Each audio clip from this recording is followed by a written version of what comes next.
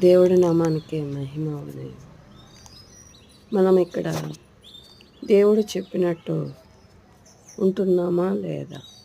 మనల్ని మనం క్వశ్చన్ వేసుకోవాలి.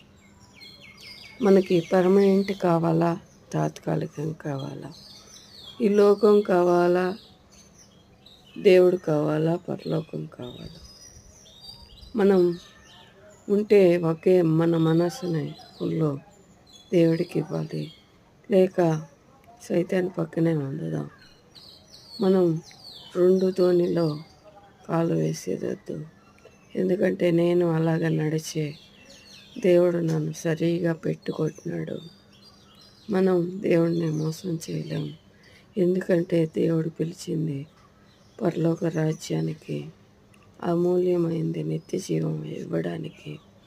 మనం ఊహించలేని దాన్ని ఇస్తాడు దేవుడు.